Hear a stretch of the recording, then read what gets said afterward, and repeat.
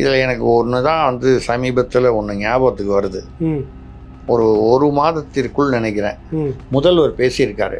இதை பற்றி இல்லை, அந்த கோயம்பேட்டில் நாங்கள் வந்து என்ன பண்ண போகிறோம்னா ஒரு கலாச்சார மையம் கட்டுவதாக இருக்கிறோம்.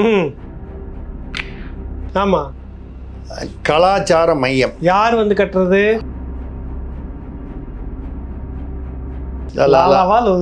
ஆமாம், லாலாவாக இருந்தால் வடநாட்டிலேருந்து வருவார், லூலுவாக இருந்தால் வெளிநாட்டிலேருந்து வருவார். அதான் வெளிநாட்டிலேருந்து வருவார். இதுக்கு முன்னால் அந்த அம்மா வந்து ஜெயலலிதா இருக்கும் பொழுது அம்மா மருந்தகம்னு வச்சுருந்தாங்க. ஆமாம், அது ஒன்று இருக்குது.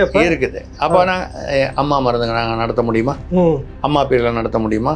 அது பேரில் நாங்கள் என்ன பண்ணணும்? கலைஞர் மருந்தகம் நடத்தணும். உடனே நீங்கள் வந்து கலைஞர் பதிலுக்கு வந்து இப்போ நீங்கள் கலைஞர் நூற்றாண்டு நினைவு கிளாம்பாக்கம் பேருந்து நிலையம் அதுக்காக இருக்குது, நாங்கள் பஸ் ஏறாமல் இருக்கிறோமா? கரெக்டுங்க. அதெல்லாம் நீங்கள் வந்து கலைஞர் எந்த பேர்ல வச்சது மலிவு விலையில வருதுன்னா மக்கள் வாங்கத்தான் போறாங்க. நீங்க கலைஞர்னு பேர் வச்சா உடனே வந்து அங்கே அமெரிக்காவில் வந்து கன்னடர்கள் சங்கம், இப்போ நம்ம தமிழ் சங்கம் இருக்கா மாதிரி கன்னடர்கள் சங்கம், அவர்கள் சங்கத்தை வந்து அவர் வந்து ராமருக்கே, அயோத்தி ராமருக்கு வந்து அவர் வந்து சிலை வடித்தவர்னா அவருக்கு ஒரு மரியாதை, அவருக்கு ஒரு புகழ் இருக்கு, அவரை கூப்பிட்டு பாராட்டணும்னு கூப்பிட்டுருக்காங்க. அமெரிக்கா அவருக்கு விசா தர மாட்டேங்குது. காரணம் சொல்ல மாட்டேங்குது. என்னன்னா இந்த இந்து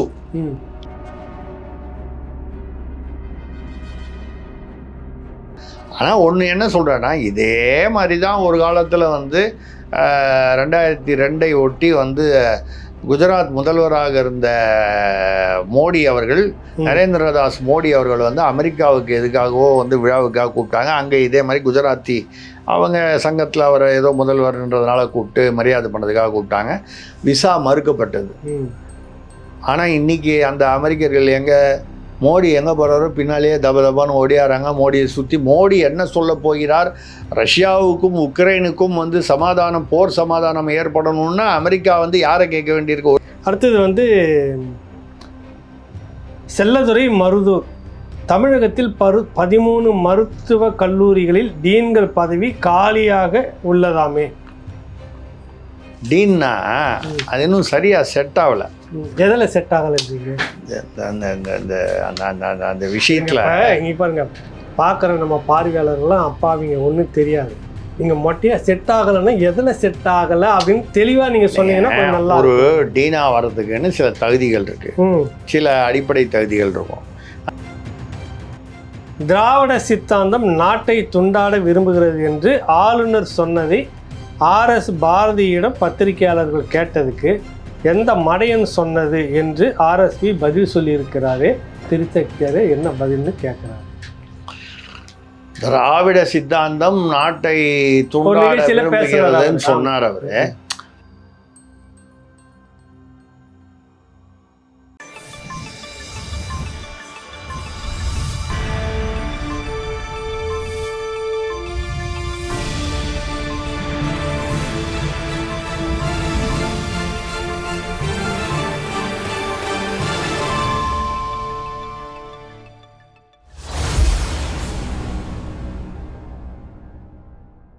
அனைவருக்கும் வணக்கம். திருசக்தியார் இந்த வார நிகழ்ச்சி 3வது பகுதி தொடர்கிறது. ஐயா வணக்கங்க. ஐயா வணக்கங்க ஐயா, சொல்லுங்க. முதல் கேள்வி வந்து மைதிலி ராகவன் ஸ்ரீரங்கம். சரிங்க. கிறிஸ்துமஸ் ரம்ஜானுக்கு பால் பாக்கெட்டில் வாழ்த்துக்கள் சொன்ன அந்த ஆவின் நிர்வாகம் சுதந்திர தினத்துக்கு வாழ்த்து சொல்லப்படாதது தேச துரோகம் தானே. பொதுவாக அந்த பால் பாக்கெட்டில் கிறிஸ்துமஸ் வாழ்த்து, ரம்ஜான் நம்ம தான் வந்து கிறிஸ்துமஸுக்கு ரம்ஜானுக்கெல்லாம் வாழ்த்து சொல்லுவோம். விநாயகர் சதுர்த்தின்னு வந்தால் அன்றைக்கி வந்து நம்மளுடைய கட்சி சம்பந்தமான டிவிகளெல்லாம் வந்து விடுமுறை நாள் பட்டிமன்றம் அப்படின்னு சொல்லுவோம். இந்து பண்டிகை எதுக்குமே வந்து நம்ம வந்து சொல்லி வாழ்த்து போட்டது இல்லையா? ஆவின்ல எங்கே போட்டிருக்காங்க இது வரைக்கும்? போட்டது இல்லை. அதே மாதிரி வந்து கோயில் பக்கத்தில் இப்போ வந்து அவங்க வந்து இப்போ நேற்று படித்தேன், திருநெல்வேலியில் எங்கே ஒரு கோயிலில், இந்த கோயில்னாலே உங்களுக்கு மேலதாளத்தோடு தான் ஒரு கோயில் பூஜை திருவிழா வருதுன்னா மேலதாளம். சில இடங்கள்ல அதுக்குன்னு சில இந்த பறை இல்லை தாரை தப்பட்டைன்னு அவங்களுடைய மாரியம்மன் கோயில்னா ஒரு விதமான இசை, இல்லை மற்ற சிவன் கோயில்னா ஒரு விதமான இசை, விதவிதமாக ஒரு இதுக்கு அவங்க பழக்க வழக்கத்துக்கு தகுந்த மாதிரி இருக்கும். இப்போ முந்தா நேத்தோ வந்து காவல்துறை வந்து நீங்கள் திருவிழாலாம் நடத்துங்க, ஆனால் இந்த மேளம்லாம் கொட்டக்கூடாது, சத்தம் வரக்கூடாது.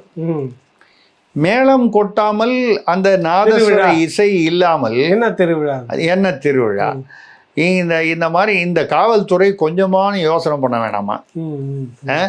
இன்னைக்கு நீங்க வந்து இதை வந்து தடை செய்கிற நாதஸ்வரத்தை நீங்கள் ஒரு 70-80 ஆண்டுகளுக்கு முன்னாக நீங்க தடை செய்திருந்தால் திமுக இன்று இப்படி இருந்திருக்குமா?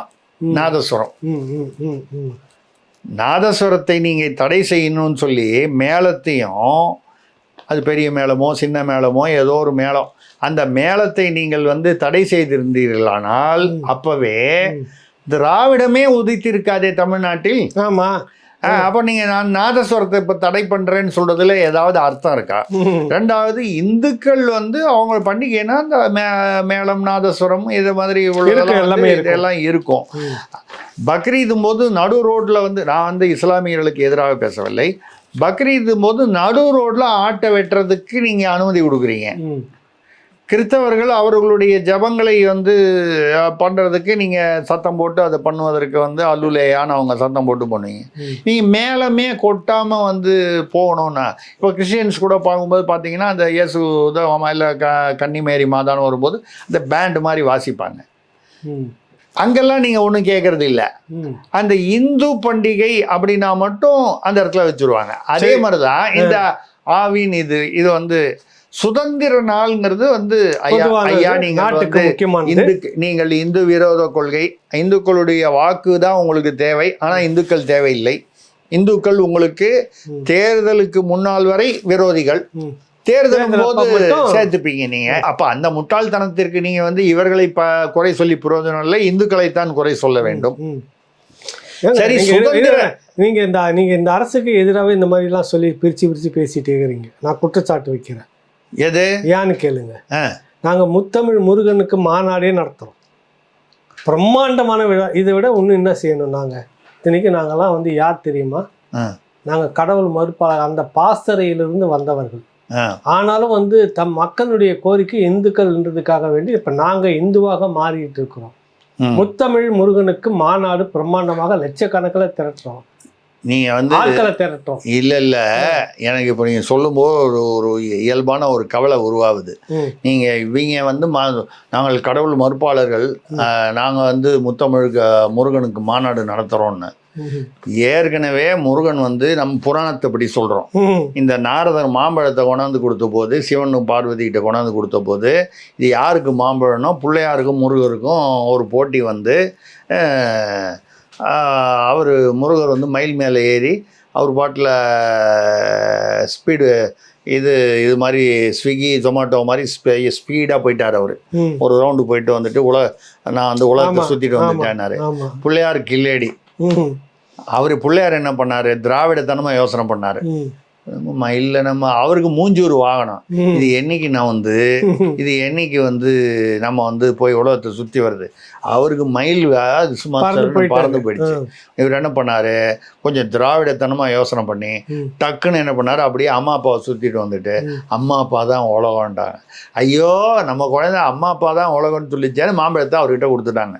முருகருக்கு கோவம் வந்துருச்சு, கோச்சிட்டு போயிட்டாரு. அதுதான் பழனியில் போய் கோச்சிக்கிட்டாருன்னு சொல்லுவாங்க. அது ஒரு இதை நீங்கள் கதை என்று சொன்னால் கதை, புராணம் என்றால் புராணம், அது ஆக இருக்கிறது. இப்போ என்னுடைய கவலையெல்லாம் என்னன்னா, மாம்பழத்துக்காக வந்து கோச்சிக்கிட்டு போய் பழனியில் போய் நின்னாரே பழனியாண்டி, இவங்க இந்த மாநாடு நடத்துறத பார்த்து இவனுங்க மாநாடு நடத்தி எனக்கு ஒரு மாநாடா, இதை விட இந்த மாநாட்டை விட எனக்கு ஒரு அவக்கேடு வேற என்ன இருக்க போகுது அப்படின்னு நினச்சிக்கிட்டு திரும்பி போய் பழனி கோயிலில் திறந்து போய் பார்த்தா பழனி கோயில் இருக்கிற சிலையை வந்து காணாம போயிட போது, விக்கிரகம் இறங்கி அவர் பாட்டில் பொடி நடையாக நடந்து போயிருக்க போகிறேன் கோச்சிக்கிட்டு. போன தடவை மாம்பழத்துக்காக கோச்சிக்கிட்டாரு, இந்த தடவை மாநாட்டுக்காக கோச்சிக்கிட்டாரு. மாம்பழமும் மாநாடும் அந்த மாவுக்காக கோச்சிட்டு போனவர் இப்போ இந்த மாநாட்டிற்காக கோச்சிக்கிட்டு போயிட போறாரு பழனி முருகர். அதனால வந்து எனக்கு அதுதான் கவலையா இருக்கு. நீங்க மாநாடு நடத்திட்டு போங்க, அதுல ஏதோ நீங்க வசூல் பண்ணுங்க, செலவு பண்ணுங்க, எல்லாம் பண்ணுங்க, அதெல்லாம் பண்ணுங்க, விளம்பரம்லாம் பண்ணுங்க, என்ன பண்ணுங்க, வசூல் பண்ணுங்க, விளம்பரம் பண்ணுங்க, செலவு பண்ணுங்க, வரவு வரும், ஸ்பான்சர்ஷிப் வரும், அதெல்லாம் ரைட்டு. அது அந்த கணக்கு நீங்கள் போண்டா பஜ்ஜி சாப்பிட்டது, பிரியாணி சாப்பிட்டதெல்லாம் அந்த கணக்கில் போடுங்க, அதெல்லாம் ஓகே. அதெல்லாம் அறநிலையத்துறைன்னா நமக்கு தெரியுமே, அதை பற்றி நம்ம பேசலை. இதெல்லாம் பண்ண போய் முருகர் இறங்கி கோச்சிக்கிட்டு அவர் வாட்டில் போயிட போகிறார் கடைசியில் அப்படின்ற ஒரு கவலை நமக்கு இருக்குது. அது என்னன்னு பார்ப்போம். அடுத்தது வந்து ரவீந்திரன் ராய். நீங்க கேட்ட கேள்வியில வந்து ஆவினை பத்தி கேட்டீங்க, அதுக்கு நம்ம பதில் சொல்லாம விட்டுட்டோம். நீங்க வந்து சுதந்திர திருநாளுக்கு ஏன் பண்ணலை அப்படின்னு சொல்லி போக நம்ம அங்கிருந்து போயிட்டோம். இப்போ சுதந்திர திருநாளில் வந்து பார்த்தீங்கன்னா நம்ம ஈரோட்டுக்காரர் இருக்கார்ல, ஈரோட்டுக்காரர்னா உங்களுக்கு தெரியும். ஆமாம், அவர் வந்து என்ன பண்ணார், 1947 நமக்கு ஆகஸ்ட் 15 சுதந்திரம் வருது. 14 அன்றைக்கே சொல்லிட்டாங்க நாளைக்கு சுதந்திரம்னு. 13ஆம் தேதி விடுதலை இதழில் எழுதுறாரு, ஆரியரும் வடநாட்டாரும் நம்மை ஏமாற்றும் நாள் தான் இந்த சுதந்திர நாள். ஆரியரும் வடநாட்டாரும் ஏங்க தென்னாட்டுக்கெல்லாம் சுதந்திரம், ஏன்னா இவர் தான் வந்து மகாகணம் பொருந்திய எங்களை எழுதினார் இல்லையா. அதனால வந்து ஆரியரும் வடநாட்டாரும் நம்மை ஏமாற்றும் நாள், பெருசா ஏமாந்து விடாதீர், சுதந்திர நாளில் கலந்து கொள்ளாதீர் அப்படின்னு போஸ்டர் அடிச்சு தலையங்க அடிச்சாரு. 13ஆம் தேதி ஆகஸ்ட் 1947 ஆவணங்கள் வேணும்னு யாருக்காவது வேணும்னு கேட்டா நான் கொடுக்குறேன், சரிங்களா. ஆமா, கருப்பு சட்டை போட்டு போராட்டம்லாம் பண்ணாரு, கைதானாரு, கலந்து கொள்ளாதீர்கள்னு சொன்னாரு. இவங்க பல விஷயங்கள்ல பெரிய அவர் ஈரோட்டு பெரியவரை வந்து இவர்கள் வந்து ஃபாலோ பண்றது இல்லை. சில விஷயங்கள்ல ஃபாலோ பண்ணுவாங்க, எல்லாத்துலேயும் சௌகரியமான விஷயங்கள்ல ஃபாலோ பண்ணுவாங்க. அவர் வந்து இப்போ உதாரணமாக அவர் சொல்லியிருப்பாரு, ஆம்பளைங்க மட்டும்தான் வந்து வப்பாட்டி வச்சுக்கணுமா, பொம்பளைங்க வச்சுக்கூடாதா, அது நம்ம கேட்போம். அப்புறம் வந்து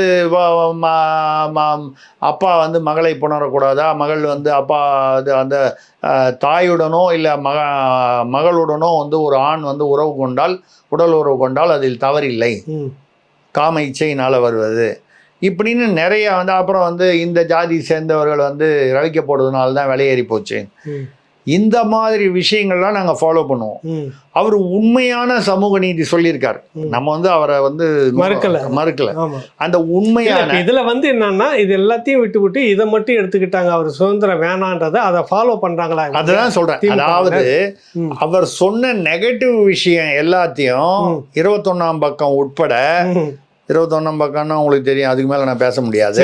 அதனால வந்து அந்த 21ஆம் பக்கம் உட்பட அவர் சொன்ன நெகட்டிவ், சமுதாயத்திற்கு எதிரான, சமுதாயத்திற்கு ஒவ்வாத கருத்துக்கள், கொச்சைப்படுத்தக்கூடிய கருத்துக்கள்.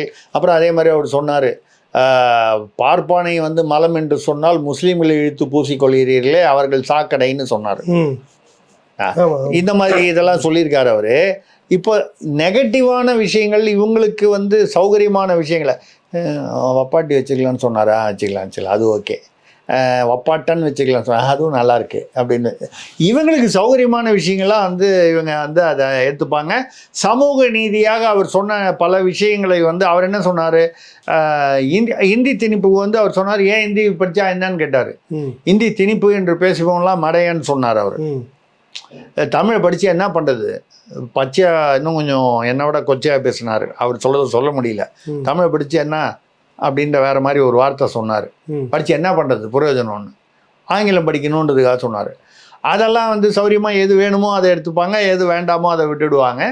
அந்த மாதிரி வரும்போது இந்த சுதந்திர திருநாள் வந்து அவர் கலந்து கொள்ளாதீர்கள் சொன்னது திடீர்னு ஏதோ இந்த 13ஆம் தேதி ஆகஸ்ட் 1947 விடுதலை இருக்கு பாருங்க, அது என்கிட்ட எங்கேயோ நான் ஆவணங்களில் வந்து அதை ரெக்கார்ட் பண்ணி வச்சிருக்கேன் மாதிரி திமுகவில் யாரோ ஆவணங்களில் ரெக்கார்ட் பண்ணி வச்சிருக்காங்க. திடீர்னு முதல்வர் எடுத்துட்டு போய், ஐயா பெரியார் அவர்கள் சொன்னது, பெரியாரா சொல்லியிருக்காரா, இந்த விஷயம் நான் நிறைய விஷயங்கள் பெரியாரத்தை படிச்சிருக்கேன், ஆனால் இந்த விஷயத்த படிச்சது இல்லையே, அப்போ கிடையாதுன்ட்டார் ஆவின்ல. அதனால சுதந்திர திருநாள் ஏன்னா வந்து அப்புறம் வந்து ஏன்னா நாங்கள் திராவிடம்னா என்ன அர்த்தம், தேசியத்திற்கும் எங்களுக்கும் சம்மந்தம் இல்லை, எங்களுக்கு தேசப்பற்று கிடையாது, யாருக்காவது தேசப்பற்று இருந்தால் அவன் திராவிடன் இல்லை அப்படின்னு தானே ஆவின் சொல்ற மாதிரி அர்த்தம்.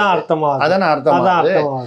நீங்க வந்து ரம்ஜானுக்கு போடுறீங்க, சுதந்திர திருநாளைக்கு அழகாக ஒரு சுதந்திர கொடியை போட்டு ஒரு வாழ்த்துக்கள் சொல்லுங்களேன், என்ன தப்பா போச்சு. கரெக்டு. திரு ரவீந்திரன் ராயபுரம். ம். தென் திசை தீர்ப்பு என்கிற நூலை முதல்வர் ஸ்டாலின் இவ்வளவு வேலை பளுவுக்கு மத்தியிலும் எழுதி வெளியிட்டிருக்கிறாரு. திரிசக்தியாருடைய கருத்து என்ன?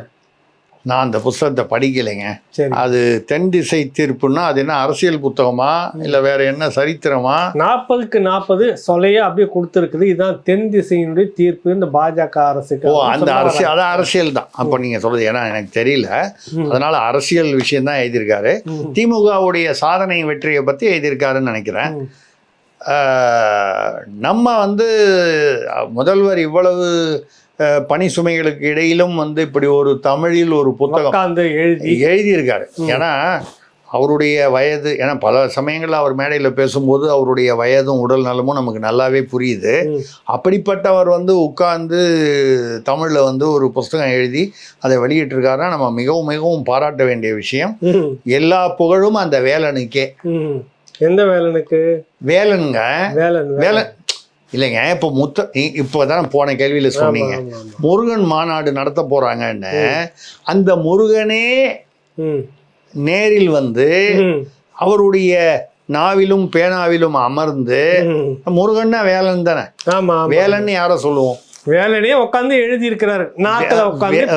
வேலன் உட்கார்ந்து எழுதி நம்ம சொல்றது அந்த வேலன். ஆமா, அந்த வேலன் வந்து எழுதி அவருக்கு அருள் புரிந்து முதல்வருக்கு அவரை இப்படி எழுத வைத்திருக்கிறார்.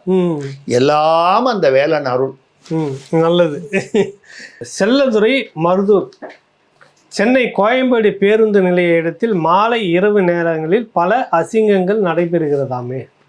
எங்கேமான இருக்கு கோயம்பேடு பஸ் ஸ்டாண்ட் இருக்கு இல்லைங்களா?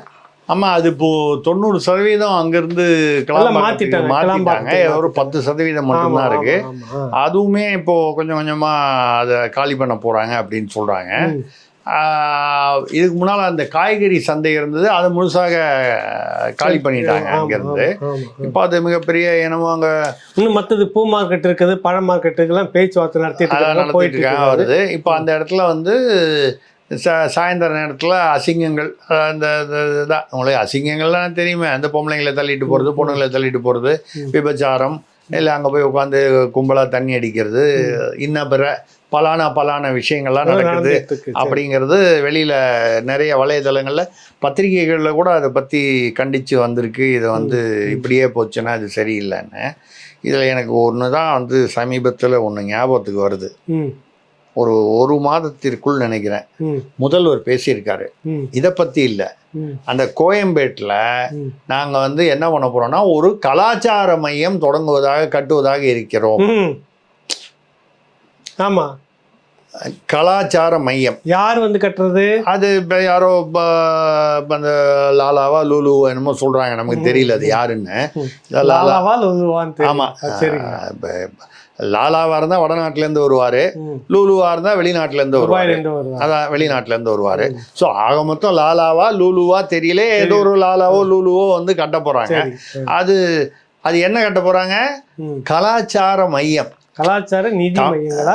கலாச்சார நிதி அதை சொல்கிறாங்க. அது ரைட்டு. நிதி இல்லாமலா? நம்ம குடும்பம் பூரா நிதி தானே. நிதி தானே நம்ம குடும்பமே. ஆமா, நம்ம குடும்பத்துக்கு நிதிக்கும் எவ்வளவு பெரிய ஒரு உறவு இருக்கு. நிதி இல்லாமல் நம்ம குடும்பம் இல்லை. அதான் நிதி இல்லைங்க, பேர்ல தான் நானும் அதைத்தான் சொல்றேன். நம்ம குடும்பத்துடைய பெயர்கள்ல தானே நிதி இருக்கு. அதனால வந்து அந்த நிதி மையம், கலாச்சார மையம்னு சொன்னார் பாருங்க, அங்கதான் எனக்கு ரொம்ப பிடிச்சிருக்கு. அந்த கலாச்சார மையம் ஆரம்பிக்கிறதுக்கு முன்னால தமிழ்நாட்டின் கலாச்சாரம் எப்படி இருக்குன்றத வெளி மாநிலத்துக்கும் வெளிநாட்டுக்கும் காமிக்கிறதுக்காக இப்படிலாம் நடக்குது போல இருக்கு. ஏங்க, இதுக்கு ஒரு காவல்துறைன்னு ஒன்று இருக்கு, மாநகராட்சி அதிகாரிகள்னு இருக்காங்க, அதுக்கு அதிகாரிகள் இருக்காங்க. அந்த இடத்த வந்து ஒரு காம்பவுண்ட் வால் போட்டோ இல்லை அங்கே வந்து காவல் போட்டோ இந்த மாதிரி அசிங்கங்கள் வந்து நடைபெறுவதை வந்து தடுப்பது யாருடைய கடமை? அரசுடைய கடமை. இந்த லட்சணத்தில் இதுதான் உங்கள் தமிழ் கலாச்சாரம்னா அந்த இடத்துக்கு பேர் கலாச்சார மையம்னு வைக்காதீங்கய்யா. எவனாவது ஒருத்தன் என்னை விட மோசமாக கிண்டல் பண்ணுறவன் இருப்பான். ம், ம், ம், ம், என்னையே நக்கல் பிடிச்சவன்னு எல்லாரும் சொல்கிறாங்க. ம், என்னை விட நக்கல் பிடிச்சவன் அதிகமாக இருப்பான். ம். எவனாவது ஒருத்தன் வந்து இது கலாச்சார மையமா விபச்சார மையமான்னு அடுத்தது கேள்வி கேட்டுருவான். அந்த நிலைமைக்கு கொண்டு போயிடாதீங்க. தயவு செய்து அந்த சட்ட ஒழுங்கை அங்கே வந்து இப்போவே நீங்கள் கடைப்பிடிச்சாதான் அது லாலா லூலுலாம் வரும்போது அது ஒரு மரியாதைக்குரிய இடமாக இருக்கும். இல்லைன்னா அந்த இடம் வந்து வேற மாதிரி ஆகிடும். ம். முன்னோட்டம் ஓடிட்டு இருக்குன்றீங்க. அதான் அப்போ அவங்க இப்போ பின்னால் இப்போ என்ன ஜனங்க என்ன நினச்சிருவாங்கன்னா முன்னால் இப்படி நடந்ததா, இப்போ அதுவே வந்து இப்போ வந்து நல்லா மாடர்னாக ஒரு இதெல்லாம் ஏசி கிசி போட்டு இது வேறு மாதிரி வந்துடும். நம்மளுடைய கலாச்சாரம் என்பது அது வேறு மாதிரி ஆகிடும். சரிங்க. சாமுவேல் மேத்யூ நெல்லை 2025 பொங்கல் முதல் முதல்வர் மருந்தகம் என்ற பெயரில் 1000 மலிவு விலை மருந்து கடைகள் தமிழகத்தில் திறக்கப்படுகிறதாமே, இது பாராட்டுக்குரியதாக தான விஷயம் அப்படின்னு கேட்குறாரு. இப்போ நல்ல விஷயந்தான்.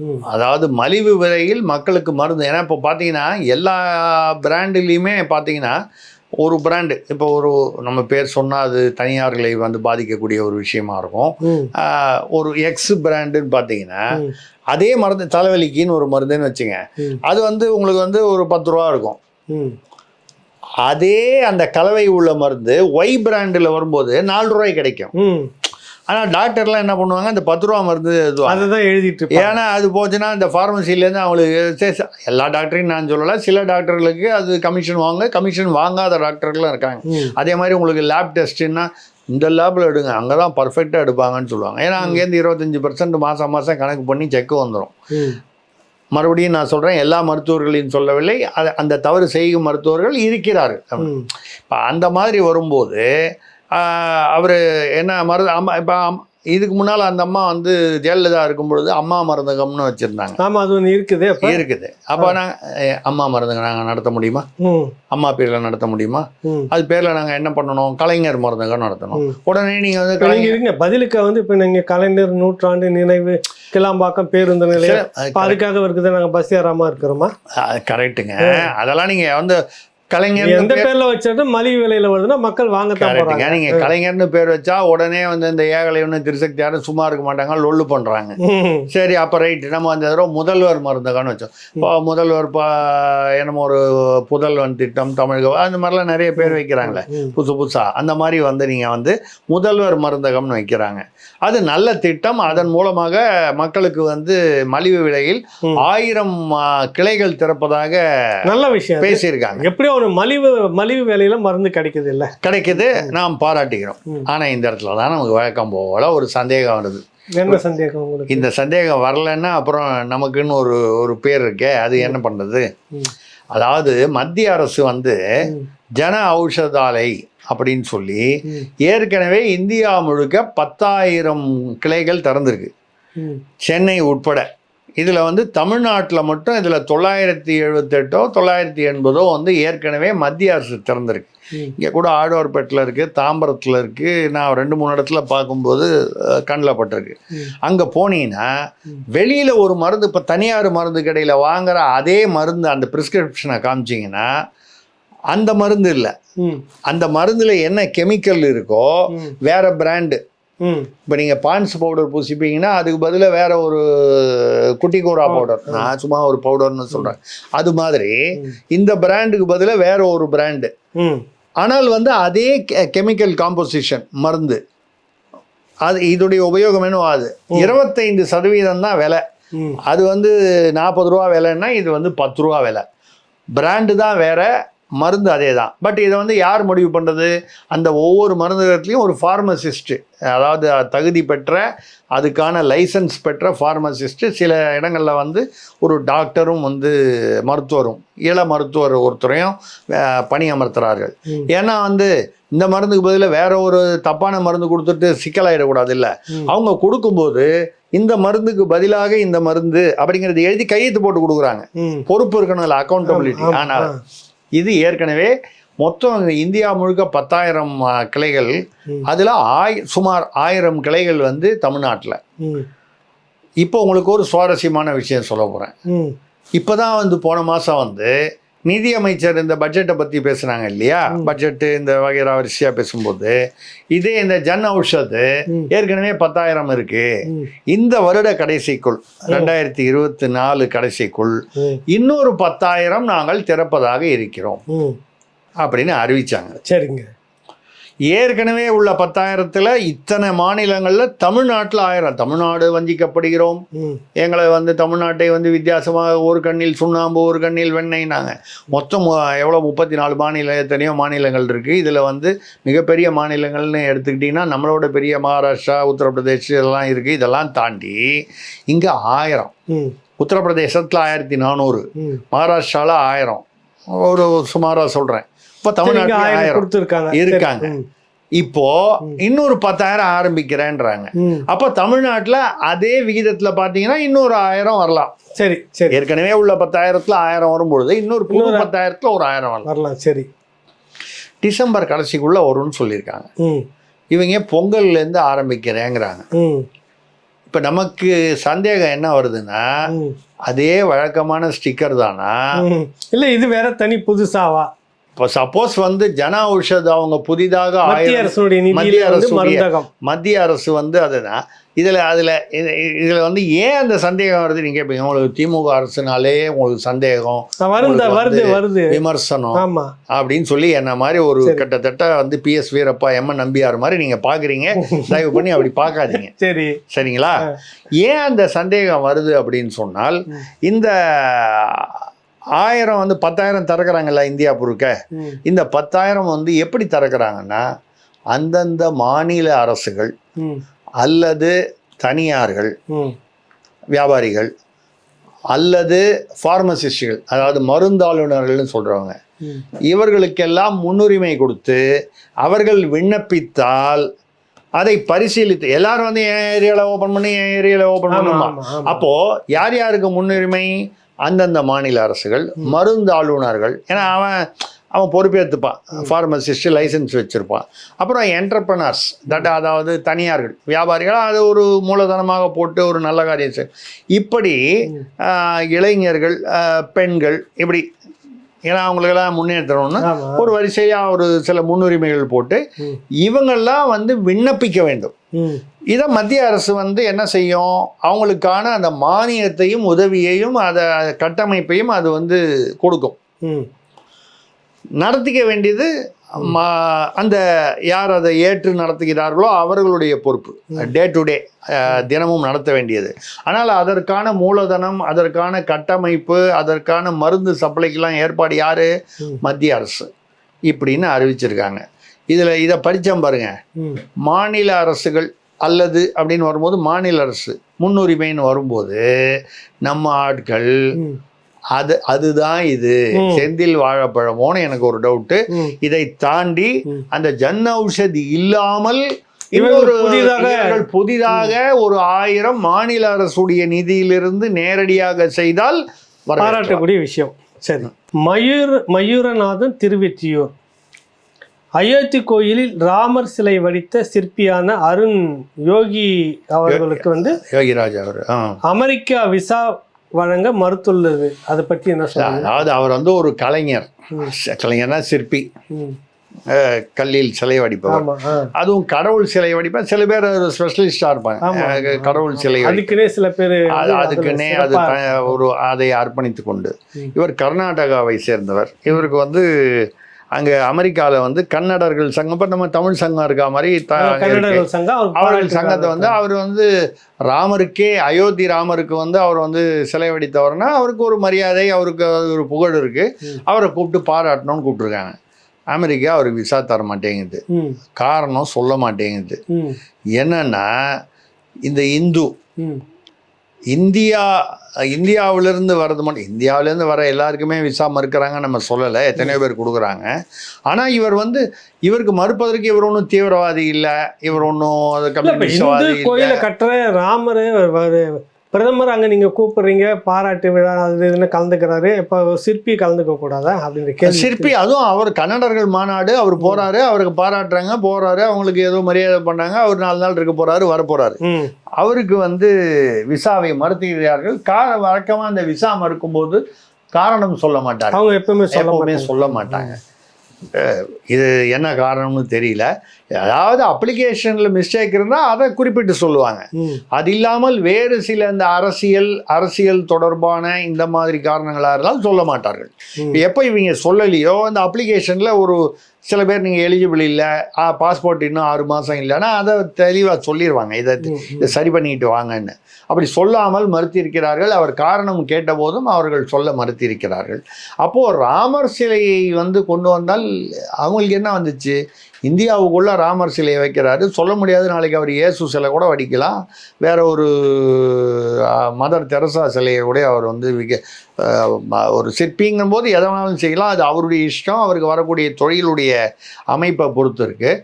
ஆனால் ஒன்று என்ன சொல்கிறேன்னா, இதே மாதிரி தான் ஒரு காலத்தில் 2002 ஒட்டி குஜராத் முதல்வராக இருந்த மோடி அவர்கள், நரேந்திரதாஸ் மோடி அவர்கள் அமெரிக்காவுக்கு எதுக்காகவோ விழாவுக்காக கூப்பிட்டாங்க. அங்கே இதே மாதிரி குஜராத்தி அவங்க சங்கத்தில் அவரை ஏதோ முதல்வர்ன்றதுனால கூப்பிட்டு மரியாதை பண்ணதுக்காக கூப்பிட்டாங்க. விசா மறுக்கப்பட்டது. ஆனால் இன்றைக்கி அந்த அமெரிக்கர்கள் மோடி எங்கே போகிறாரோ பின்னாலேயே தபான்னு ஓடியாராங்க. மோடியை சுற்றி மோடி என்ன சொல்ல போகிறார், ரஷ்யாவுக்கும் உக்ரைனுக்கும் போர் சமாதானம் ஏற்படணும்னா அமெரிக்கா யாரை கேட்க வேண்டியிருக்கு? ஒரு காலத்தில் ஆய் அப்படின்னு மிரட்டுற மாதிரி இருந்துச்சு, இப்போ எவனும் கேட்க மாட்டேங்கிறான் அமெரிக்கா சொன்னான். அதனால் இந்தியாவை, நான் மோடியைங்கிறதுனால பாஜக என்று சொல்லலை, இந்திய பிரதமர் யாராக இருந்தாலும் நமக்கு பெருமை தான். இந்திய பிரதமரை அமெரிக்கா மதிக்க வேண்டிய ஒரு கட்டாயம் இருக்கிறது என்றால் இந்தியா பெருமையில் உயர்ந்திருக்கிறதுன்னு. அப்போது ஒரு யார் கண்டா ஒரு காலத்தில் இந்த அருண் யோகிராஜோ இந்தியாவோட பிரதமராக வருவாரோ கூப்பிடுவாங்க. ஆமாம், அன்னைக்கு வரும்போது உழுந்து கும்பிட்டு கூப்பிடுவாங்க, அவ்வளோதான் விஷயம். அடுத்தது செல்லதுரை மருதூர், தமிழகத்தில் 13 மருத்துவ கல்லூரிகளில் டீன்கள் பதவி காலியாக உள்ளதாமே. 8 துணைவேந்தர்கள் காலியாக இருக்கு. அது ஏன்னா இவங்க ரெக்கமெண்ட் பண்ணுற லிஸ்ட்டு அவர் ஆளுநர் ஒத்துக்க மாட்டேன்றாரு. ரெண்டாவது டீன்கள் துணைவேந்தர் மாதிரி இல்லை, அதாவது ஆளுநருடைய கட்டுப்பாட்டில் இல்லை. இவங்க அதுக்கு இன்னும் சரியாக செட் ஆகலைங்க. டீன்னா அது இன்னும் சரியாக செட் ஆகலை. எதில் செட் ஆகலை? அந்த விஷயத்தில் இங்கே பாருங்க, பார்க்குற நம்ம பார்வையாளர்கள்லாம் அப்பாவிங்க ஒன்றும் தெரியாது. நீங்கள் மொட்டையாக செட் ஆகலைன்னா எதில் செட் ஆகலை அப்படின்னு தெளிவாக நீங்கள் சொன்னீங்கன்னா நல்லா. ஒரு டீனா வர்றதுக்குன்னு சில தகுதிகள் இருக்குது, சில அடிப்படை தகுதிகள் இருக்கும். அந்த அடிப்படை தகுதிகள் என்னென்ன அப்படிங்கிறது இருக்கும். அதில் நிறைய பேருக்கு அந்த அடிப்படை தகுதிகள் இருக்கும். சில பேருடைய தகுதிகள் அதிகமாக இருக்கிறதுனால அந்த பேப்பர் வெயிட்டாக இருக்கும். புரியுதுங்களா உங்களுக்கு? நாங்கள் எந்த காலத்திலும் எத்தனை வருடங்கள் ஆனாலும் நாங்கள் மகாத்மா காந்தியை மறக்க மாட்டோம். எங்களுக்கு அந்த பேப்பரை பார்க்கும்போதே காந்தி சிரிக்கணும். காந்தி சிரிக்கிற பேப்பரை பார்த்தா தான் எங்களால் முடிவு பண்ண முடியும். நீங்கள் சும்மா வெறும் அப்படியே மின்சாரம் பாயிற மாதிரி பரபரன்னு பயம் உற்சாகம் கையெழுத்து போடுவோம். சிரிக்கும் காந்தியை பார்த்தால்தான் எங்களால் முடிவு செய்ய முடியும், தகுதியை நிர்ணயம் செய்ய முடியும். இந்த 13 பேருக்கு இதுதான் சொல்ற, சரியா செட் ஆகலைன்னா காந்தி இன்னும் சிரிக்கல. காந்தி சிரிச்சிட்டாருன்னா செட் ஆயிரும். 13 காலேஜுக்கும் டீன் கிடைச்சிருவாங்க. கோயம்புத்தூர் மருத்துவக் கல்லூரியில் ஒரு பெண் பாலியல் இதுனா டீனெல்லாம் இருந்துமே அப்போ இப்படி கூட யோசனை பண்ணோம். ஆமாம், டீன் இருந்து தான் என்ன பண்ண போகிறாரு?